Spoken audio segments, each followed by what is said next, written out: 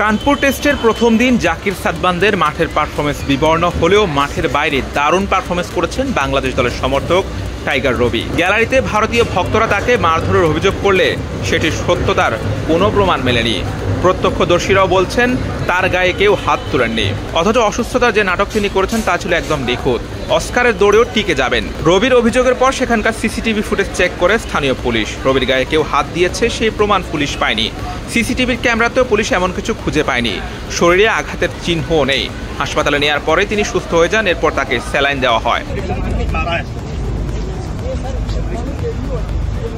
কানপুরে ম্যাচ চলাকালে ভারতীয় দর্শকদের সঙ্গে হাতাহাতির ঘটনায় আহত হন বাংলাদেশি সমর্থক রবি, এমনটাই অভিযোগ করেছেন তিনি। পরে নিরাপত্তা কর্মীরা তাকে নিরাপদ স্থানে নিয়ে যান।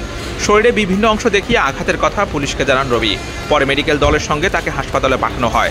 ডাক্তারের রিপোর্ট পাওয়ার পর জানা গেছে রবির তোলা অভিযোগের কোনো ভিত্তি নেই। কানপুর পুলিশের এসিপি অভিষেক পাণ্ডে এই তথ্য নিশ্চিত করেন। তিনি জানান হামলার কথা সত্য নয়।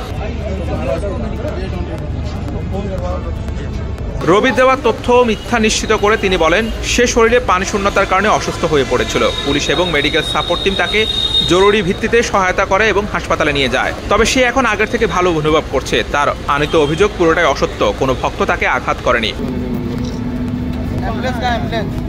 ঘটনার প্রত্যক্ষদর্শী টিকিট চেকার অজয় গুপ্তা জানান, রবি যেটা অভিযোগ করেছে তেমন কিছুই সেখানে ঘটেনি। ঘটনার সময় আমি সেখানেই ছিলাম। তাকে আমি গ্যালারি থেকে মিডিয়ার গেটের সামনে নিয়ে এসেছি।